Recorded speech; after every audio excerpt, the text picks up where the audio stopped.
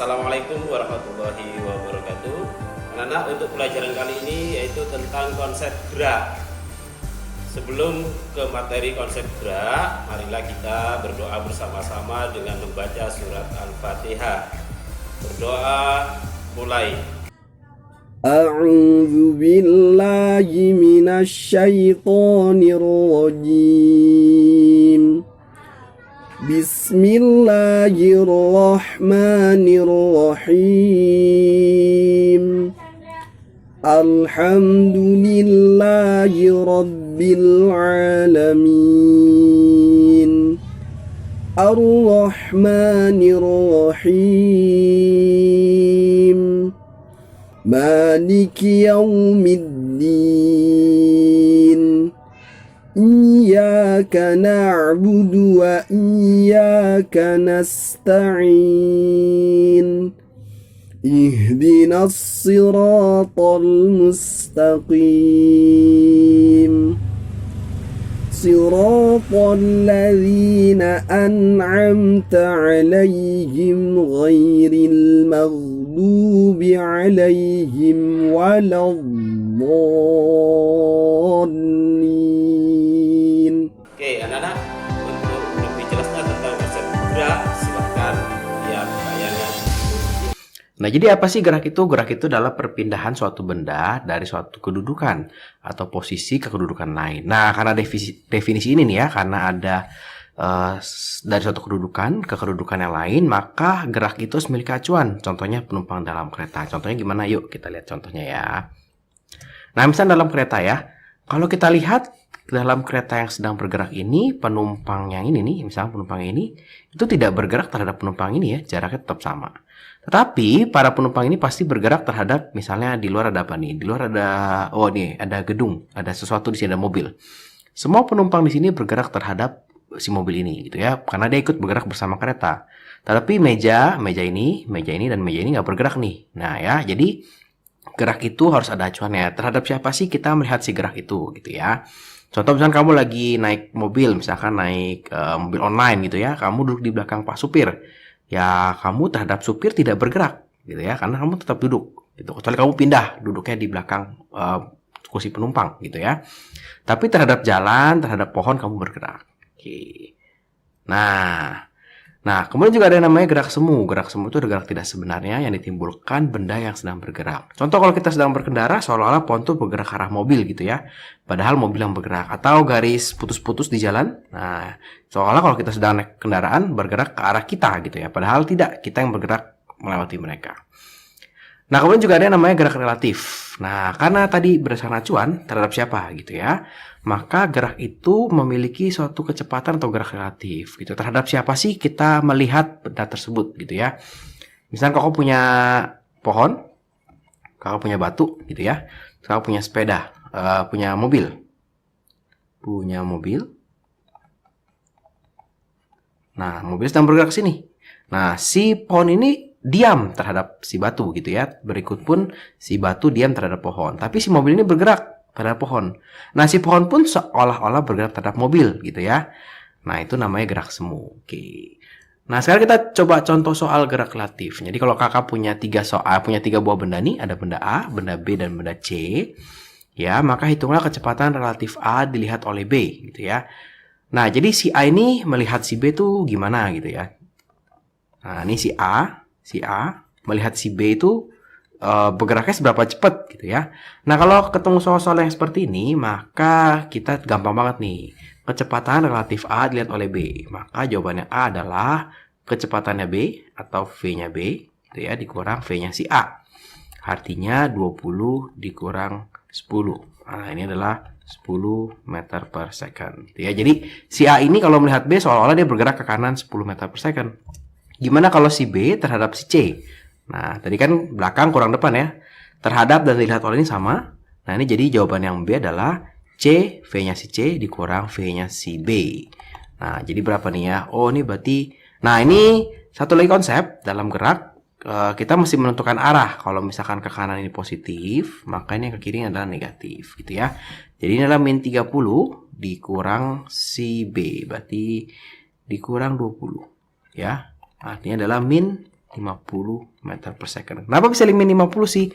Karena si C ini melihat seolah-olah si B dan si B ini mendekat ke dia cepat banget. Padahal si B kecepatan 20 ya. Ternyata si C juga bergerak. Makanya seolah-olah kecepatannya tambah cepat. Nah, bagaimana kan si C dilihat oleh si A? Nah, berarti sama nih ya. Berarti untuk jawaban yang C tinggal VC dikurang VA. Berarti Bapak nih min 30 dikurang 10. Nah, min 40 meter per second. Nah, tugas relatif seperti itu. Gampang ya, nggak terlalu sulit. Nah, sekarang kita akan belajar yang namanya perpindahan, jarak, kecepatan, dan kelajuan. Jadi apa sih bedanya perpindahan dan jarak gitu ya? Nah, perpindahan itu adalah perubahan posisi akhir. Jadi perubahan posisi doang ya, terhadap posisi awalnya. Kalau jarak adalah lintasan yang ditempuh oleh benda untuk mencapai suatu titik. Nah, kalau kecepatan adalah seberapa cepat sebuah benda berpindah. Nanti kakak akan kasih tahu nih bagaimana sih cara menghafal rumusnya gitu ya. Kalau kelajuan adalah seberapa cepat sebuah benda menempuh suatu lintasan. Nah, ini kakak contohin suatu lintasan. Jadi misalkan ada siapa ya? Ada Ijup. Nah, ada Ijup bergerak dari sini. Wah, dia dari A dia ke B, ke C, ke D, ke E, ke F, ke G gitu ya. Misalkan nih 10 meter. Misalkan nih 30. Misalkan nih berapa? 15. Ini misalkan 10. Ini misalkan berapa? 20. Oke, ini misalkan berapa nih? 50 misalnya. Nah, di sini misalkan berapa ya? 10 gitu. Jangan 20, 15 ya. Oke. Nah, si Ijup ini dia bergerak ya dari A ke B ke C ke D ke E ke F ke G. Maka kita bisa bilang kalau perpindahan dia, pindahan Ijup itu hanya 15 meter. Wah, ke bawah, ke selatan gitu, ke bawah. Kok bisa sih Kak 15 meter? Iya, karena kalau perpindahan dia cuma melihat, awalnya Ijup di A, akhirnya di B. Dia cuma pindah 15, ya. Nah, beda kalau kita bicara tentang kecepatan. Jarak. Ya, jaraknya berapa sih? Jarak yang tentu Ijup. Nah, jarak yang ditempuh oleh Ijup adalah semua yang dia ikutin nih. Ini berarti dia jalan 10 meter. Dia berarti jalan 30 meter gitu ya. Nah, tambahin terus nih. Tambah 15, tambah 10 meter, ditambah 20 meter, ditambah 50 meter gitu. Jadi tambah-tambah terus. Nah, itu adalah jarak. Jadi dia lewat manapun dihitung. Artinya kalau kakak punya lapangan sepak bola misalnya ya. Nah, kakak punya lapangan sepak bola nih. Ini 50 kali 100 meter misalnya. Kakak bergerak dari titik A, ke titik B, ke titik C, ke titik D. Kakak balik lagi ke titik A. Berarti perpindahannya itu adalah 0. Kok bisa 0 Kak? Karena nggak pindah dari A balik lagi ke A gitu ya.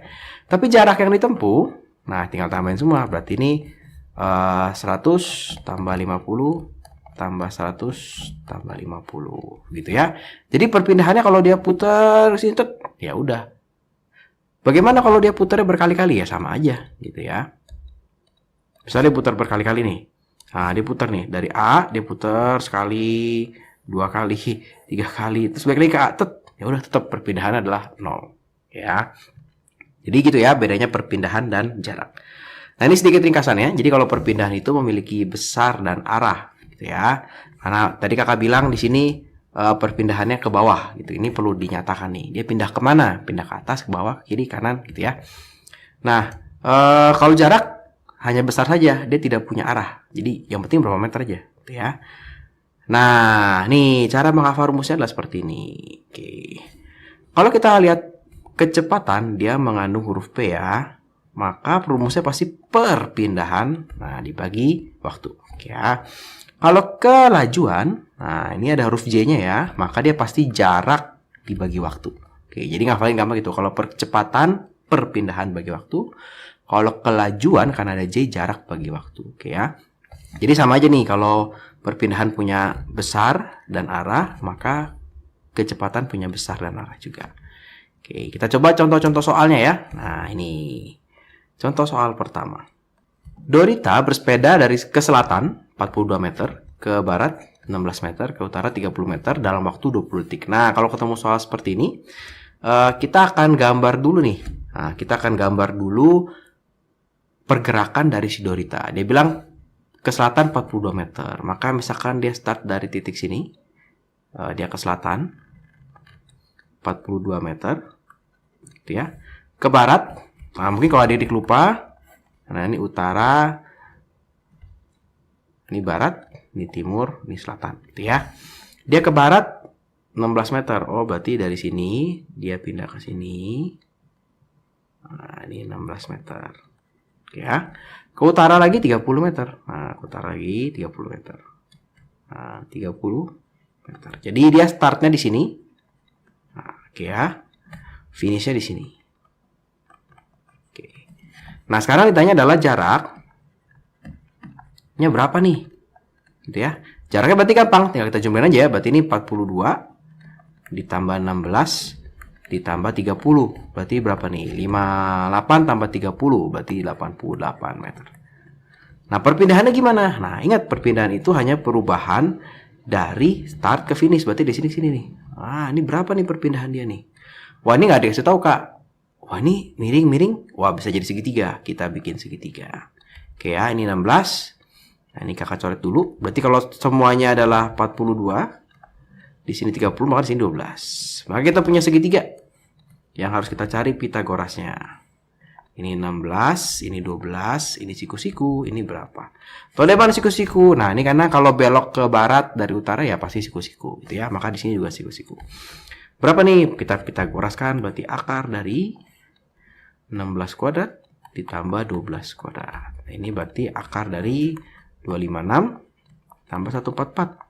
Nah, ini berarti akar dari 400, hasilnya 20. Nah, berarti perpindahan dia, nah ini adalah 20 meter, gitu ya. Nah, berarti sekarang gimana dengan kelajuan dan kecepatan? Nah, kelajuan. Nah ingat J, maka ini pasti jarak, gitu ya, dibagi waktu. Oke ya. Jarak itu berapa nih? Oh, 88. Waktunya berapa? 20 detik. Nah, dibagi 20. Gitu ya. Maka ini 4,4 meter per second. Nah, gimana dengan kecepatannya gitu ya? Kita hitung kecepatannya ya. Kecepatan.